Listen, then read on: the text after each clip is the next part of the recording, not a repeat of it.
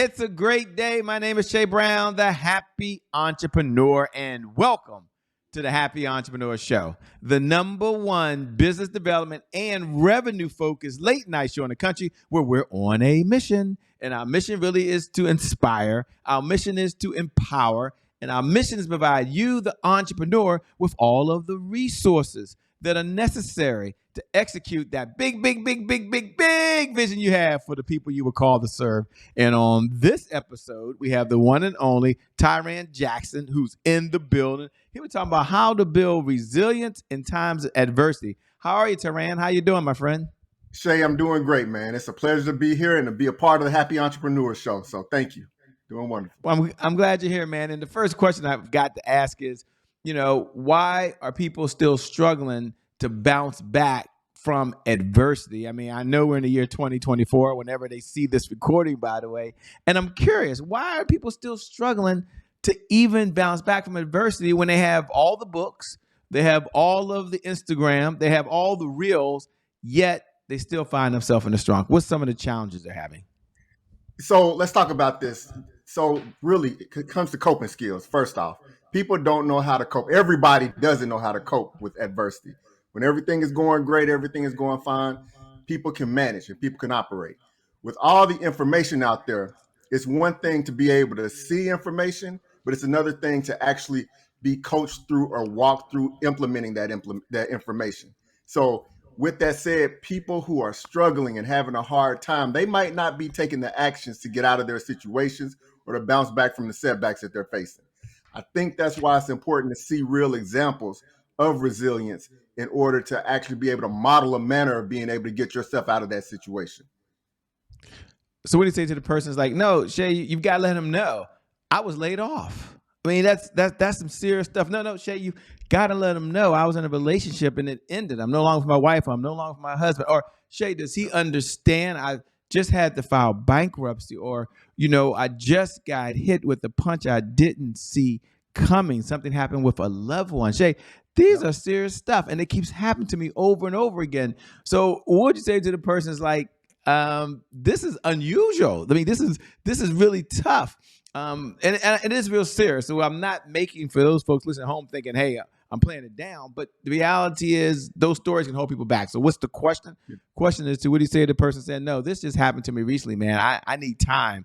Does it take 6 months? Does it take a year? I mean, when do you start this whole bounce back from adversity? So look, people have these challenges and it isn't an instant process. It doesn't just happen instantaneously for us to be able to recover. What I tell people when I work with them is that first you have to pause, you have to assess the situation. Look, the issues and the challenges that you face, more than likely, now this isn't always the case, but more than likely they didn't just happen overnight. So there's not going to be an overnight solution to fix it. But when people talk about how do you eat an elephant, is one bite at a time, same goes true with dealing with significant adversity. Once you assess the situation, then you can start figuring out what small steps I can take to at least start to get myself out of that hole, to at least start figuring out a way to deal with that relationship that's broken, to at least go through the grieving process when you lose someone. There's a process with a lot of different things that we have in our life. Sometimes we don't take the time to actually go through that process. So that's why I try to work with people, to get them to understand that, hey, let's define what that process is, and then let's start seeing what small steps we can take to work our way out of it.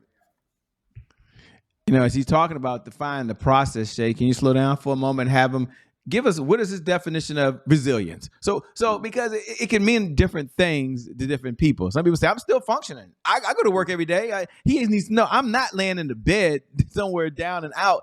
So what does resilience mean? What does it look like? And then Shay, can you give us his definition of adversity? Does adversity mean the car didn't start that morning? Is that adversity? Because I was late to work. And if I'm late one more time, they're going to lay me off. So I know it's a loaded question, but just so we can all be on the same page, what does resilience mean to you? What does it look like? And then the other side, what is adversity? When you talk about adversity, what does that even look like? So we can all be on the same page, my friend. Okay, no problem. So when I talk about resilience, I got two definitions I want to pull out here. First thing is when you start to have a breakdown, a challenge, an obstacle in life, and you need to be able to learn to come to grips with and how to cope with and to use getting through that situation as a catalyst for positive growth. That's what resilience is. When you bounce back from whatever circumstance you have and you can take that situation, figure out the lesson that you learned and use it to make you better, then that makes you resilient. I explain resilience to people in this terms. Resilience is not about regaining what was lost. It's about reshaping what still remains. And it's what you do with what still remains that determines how resilient and how you move forward in life. So that's where we get to resilience. Are you growing from whatever challenge you're facing? And then are you able to let what has occurred be in the past and be able to focus on how you're going to move forward and be better as a result of it? Now, that adversity, you talked about adversity in a couple of different ways, and all of this is true.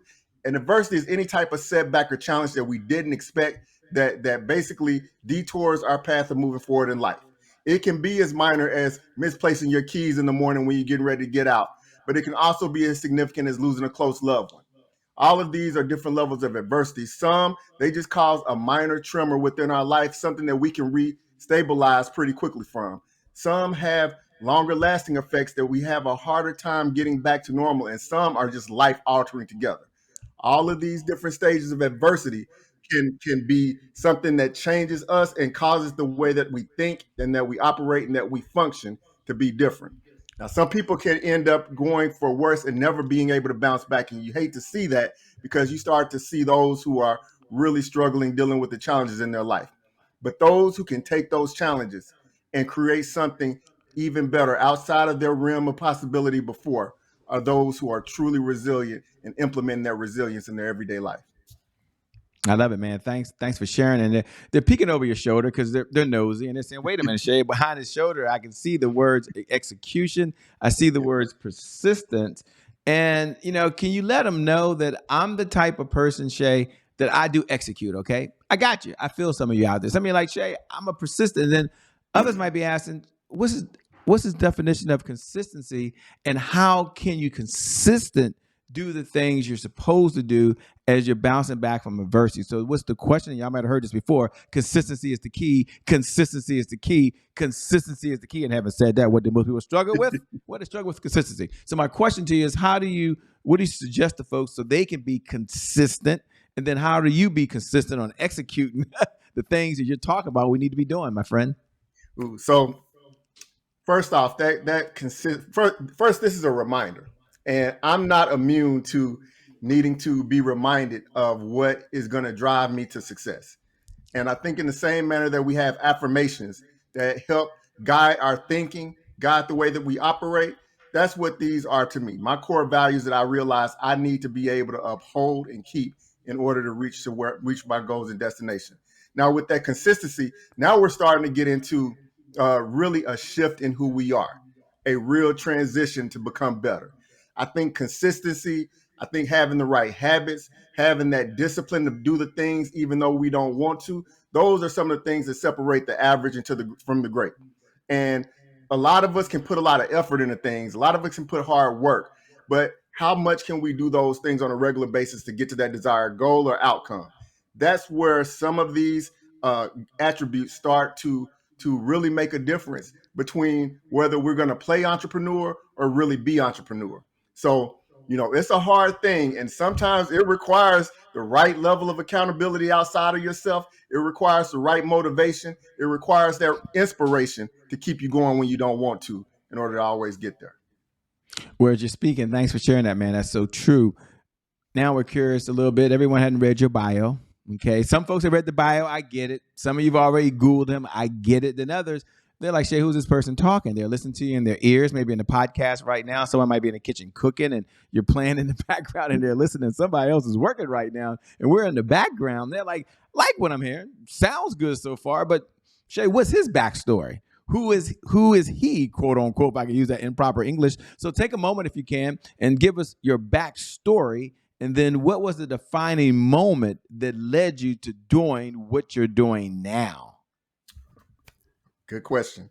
So I started out my life as an engineer, and I went to school to be a mechanical engineer. I met a young lady while I was in undergrad at Tennessee State University, Malika, And we got married. And like I said, I started out as an engineer. She started out as a school teacher. And I got to do some great things as an engineer. I worked for Rolls Royce, worked for GE, lived around the country some. And, we were going for it and having a wonderful, happy life. Take you back to 2018, Malika and I, we were getting ready to celebrate our 15th wedding anniversary.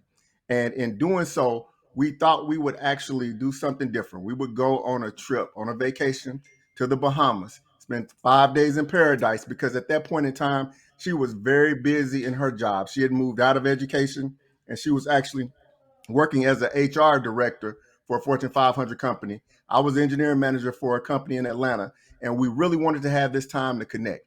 So we go to the Bahamas, and the first 2 days are great. Time at the beach, fruity drinks, time at the pool, everything is wonderful. On the third day, we decided to go on an excursion to leave the resort and go tour the island. We got on this boat that morning, and 5 minutes into the ride, the unthinkable happened. 5 minutes into the ride, the boat exploded. Yeah, you heard me right. The boat exploded.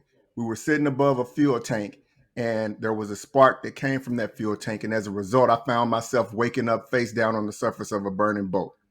Without going into all the details, I lost my wife that day. I ended up having to have my left leg amputated to survive. And I had to call our 12-year-old son, Cameron, on the phone and tell him that your mom's never coming home. I went from a place of living and enjoying a wonderful, happy life to having everything that I knew taken away from me. I was broken physically, spiritually, emotionally, and mentally, and had to go through this tremendous recovery to bounce back from all of those. And in the midst of the recovery, there was a moment, and I'm a spiritual individual, and God was talking to me, and He told me that I had to be resilient, that that it wasn't meant for me to just survive, but if I chose to be resilient, and overcome the obstacles that were still ahead, that I could thrive. So that was the moment that led to a transition. He told me that I wasn't going to go back to being an engineer, that there was going to be a different path, a different journey for me. And in the midst of my recovery, I started discovering so many different things about who I was at that point in time, and created a platform called Reborn Resilient. And when we talk about that defining moment, that day that that boat exploded, that was the day that my life changed forever, because it took me down a different path than I never would have imagined had you talked to me 5 years ago. Wow, thanks for sharing, man. Thanks for being so transparent with us. And when you first got started, was it easy for you? What was it like in the beginning days? I mean, I can't imagine all of a sudden you just blink your eyes and you're like, "Hey, here's Born Resilience," and everything just worked out magically the way it is. And I've never been through what you've been through, but Yeah. I guess my question is, when you were first getting started, you talked about affirmations, you talked about things you were telling yourself. What are some things that you did or told yourself just to get up every day and just to go do something that you're doing now that you weren't doing before? Well, I talk about motivation and inspiration, some of the things that drive us to get up and do what we had to do. And it took me, because I went through a lot. Shay, I went through being severely depressed. I went through having anxiety of what my future was going to look like. I went through survivor's remorse. All of these were things that kept me stuck. And I was in a bad place. I was in a dark place. So when we talk about people who are really struggling and stuck in life, I was that person for a period of time. Like I said, they ended up having to amputate my left leg for me to survive. And so I woke up and I realized that I'm not going to be like everybody else out there, that I physically look different. But I can remember back to a time, it was about a year before Malika and I went on this trip. We were in our basement watching a movie. And in that movie, sadly, the main character suddenly passed away. And it led to a question. And I asked Malika, what would you want me to do if something were to happen to you? And she thought about it for a second. And she said, Tyran, if something happens to me, I wouldn't want you to grieve for too long. I want you to go back out there and find happiness again. Now, then she did something really funny. She gave me this list. And on this list were the names of 7 women that she said, under no circumstances whatsoever, better not be in my house, be around our son, be, anywhere near me, because she's like, them ain't my friends. But what she did tell me was, Tyran, you better do everything you can to make sure that the only part of me that's still left on this earth is well taken care of, and that was our son.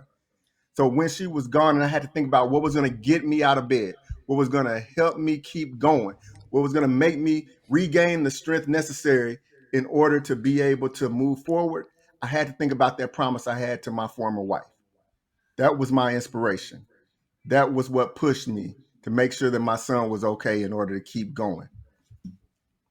Man, as I'm listening to you, and for folks that are out there listening, one of the takeaways you can do, which I'm going to ask them, which is, what can you do today? I mean, I like that he controls the controllable. He did the things that he could do. So my question to you is, you're choosing resilience, and folks that are listening, and you might have mentioned it, but maybe you can do a recap. But what's one, two, or three things that someone can do right now that's listening, that's leaning in, and like, you know what? It's time for me to get started. So I can frame it for you. They're ready to get started. They've heard you and say, well, I'm motivated, I'm inspired. Yeah. What's the first thing he would do? What's the second thing he'd do? What's the third thing that Tiran would do? And if I can do that, then I can be on that path. Yeah. So the first thing I would tell you to do is to, so I've got two A's here.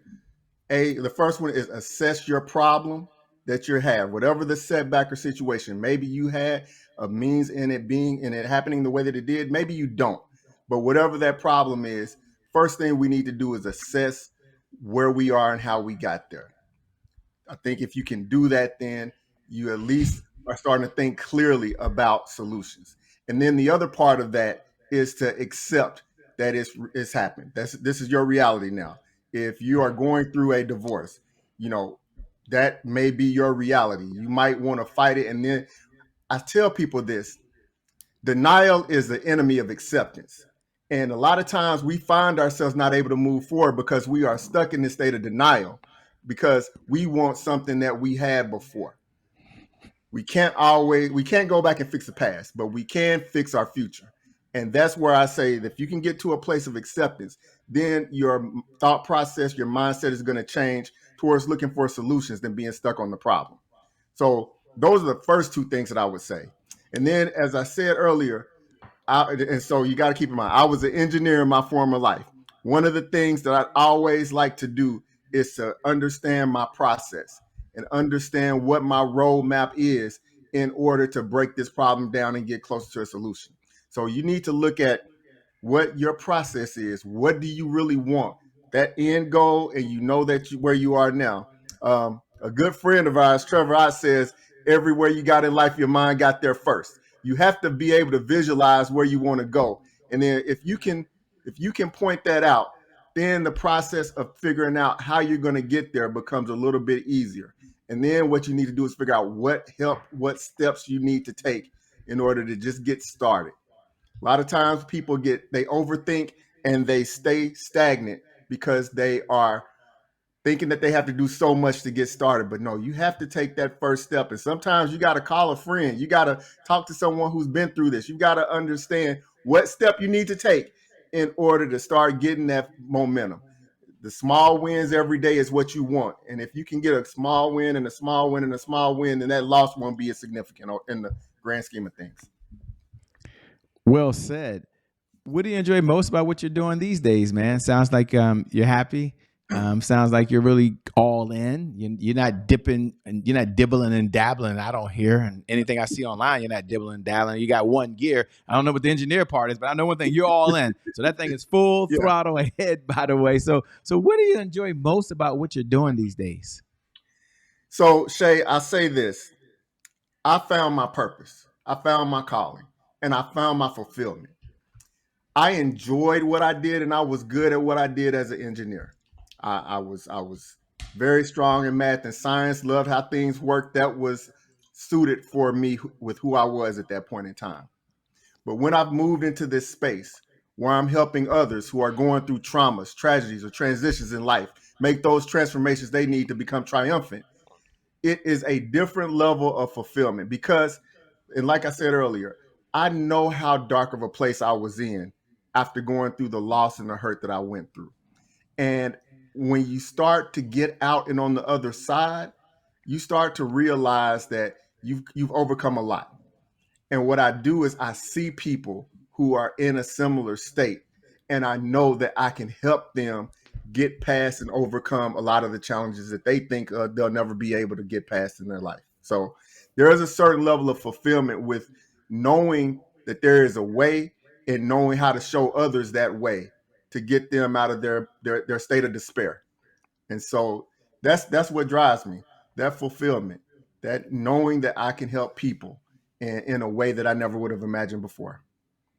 I love it, man. You know, we have a segment here. It's probably a good transition. Called "Today Is My January 1st." Now, for those folks that wait every night, 11 p.m. Eastern Standard Time, I know you love saying those words. You can go and repeat after me. Today is my January 1st. Doesn't that feel good? And for all the new folks, we want to welcome you to the Happy Entrepreneur Show. We're glad you're here. Please tune back in. Please share this and pay this message forward to someone else. But today is my January 1st. It represents a personal mantra at the Happy Entrepreneur Show. It represents a fresh start.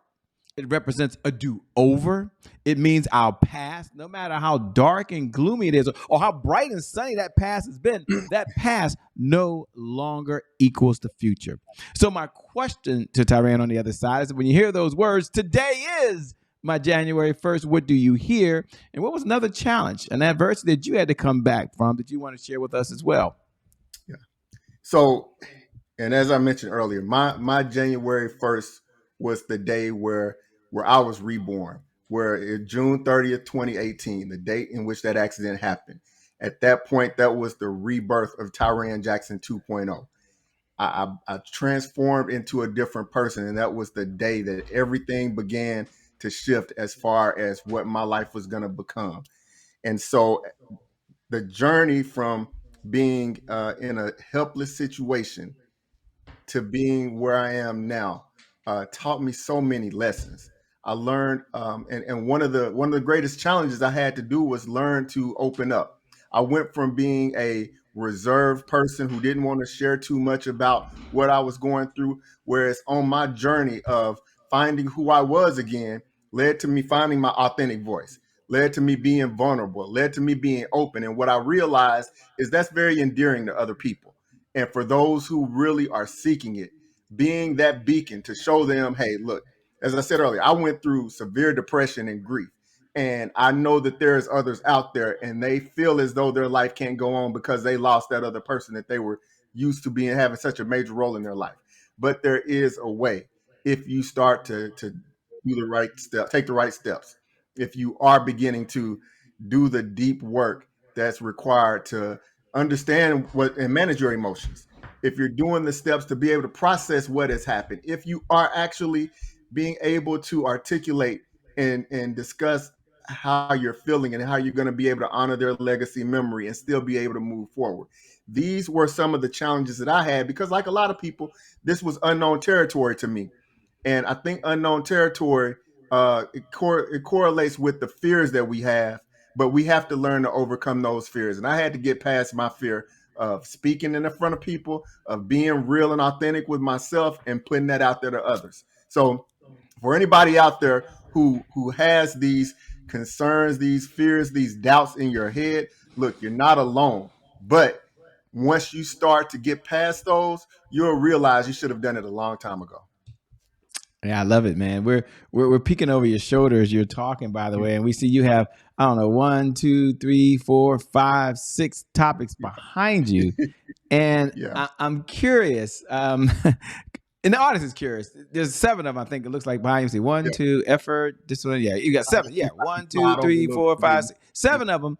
If you had to pick one, and it's an unfair question, ladies and gentlemen, but he can handle it. If he had to pick one of those and say, "Hey, Shay, this is one of the ones that sticks for me." Now I'm looking over your shoulder, and well, I'll let you pick yours first, and I'm gonna pick mine and say, so. You at home. He's leaning to the side so you can see exactly what he has there. And I'm gonna ask him, pick one. They're all important. I mean, I get that.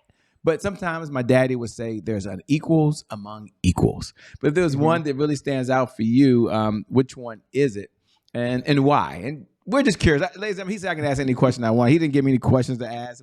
We're able to have a frank conversation. So I'm curious. Heck, you might be curious too. Yep. Out of these that are back here, the one that I think is most central to me and most important is your attitude. I know the attitude and effort are both on the same line. And I like what it says. Those are two things that you can control. But I really like to focus on your outlook towards the situation and your outlook on being able to get past it. If you've got a positive mindset, a positive attitude, you can see the silver lining in any situation. You're going to be more enthusiastic about trying to get to some resolution. Working with a negative attitude where you're always looking at fault and worried about what can go wrong is going to limit you. And when we start talking about people with limiting beliefs, I think that's one of the biggest challenges, because you don't have that positive perspective on where you can go. But if you've got the right attitude, then it makes it easier to be able to implement some of these other attributes and traits here. So to me, out of all of these, at least the first one is the attitude. Now, granted, all of them are important in my mind. Some do have more importance than others. Don't We get only me asked for wrong. one, man. We But know they're but all the important. attitude is the best. To me, that's the most critical one to have. No, I agree with you. I'm a Kobe Bryant fanatic, and I used to love when he said "control the controllable." So I like the attitude and effort part, by the way. And I was just curious. What do you do? Well, one of the questions I love to ask. Let me do this time we have. One of my favorite questions to ask. They're all my favorite. Or I wouldn't ask any of these questions, obviously. But one of my favorite questions to ask is, what's one of the best pieces of advice you've ever been given? And I like to frame it for the audience and let them know that you've had so many mentors. So it's an unfair question. You've read tons of books. Again, an unfair question. But if you had to reach out and grab one idea that's been given to you, one that you want to share with the audience, the question is, what's one of the best pieces of advice you've ever been given? Ooh, that's a that's a loaded question, and I'm going to answer it with this. A mentor of mine, as I was talking through situations, circumstances, ups and downs, he used this acronym called EWIMBY. Everything works in my best interest. And when I run into challenges and things that didn't go exactly the way that I planned on, within the universe, within the faith, the spirit, understanding that those setbacks may be creating a greater success later down the road. And that's one of those times where you do have to assess what has gone wrong, but how can you use that in order to find that greater victory that's going to come at some later point in time. So understanding that you Wimby, everything works in my best interest. Having that mantra keeps me going even when things are not going the way that they should or that we expect them to. Yeah, I love it. What do you do for fun when you're not out saving the world, helping people bounce back from adversity? Hey man, I like to relax. I like to have a good time. My son, he that 12-year-old that I mentioned earlier, he's 18 now. And so we like to go hang out. We go golfing a little bit every now and then. We do some things together now. He played football. I used to love watching him play through high school and all. So that was a good time. I also look, I'm a foodie. I like to go different places and try, different foods. You put it in front of me, I'm going to give you my opinion on it. So, but I like some of everything from seafood to anything, to Indian food, chicken, you name it. And so, I'm always open to exploring new places, and I like to travel. Like to travel. Getting out and getting new experiences is something that I look forward to doing. So those are. Now, you can't leave us hanging. We're like, okay, Shay, are you going to ask him about the foodie stuff? What's his favorite food? But he told you that. Where'd you like to travel? He says he loves to do that. And you're fortunate your son still wants to hang out with you at 18. That's pretty cool. 18, my sons, wherever I was, they was in the opposite direction. So that's cool. You must be one of those cool dads. But my question to you, I must not have been, I'm telling you. But my question to you is, where's one of the places that you love to travel? I mean, again, you travel a lot of places, but if you had to pick one, we're all curious now. What's one of the places and why? So I like to relax. I still enjoy, time on the beach, time being able to just chill out. And one of the places that I found that I like the most is Cabo in Mexico. I've had some great times there.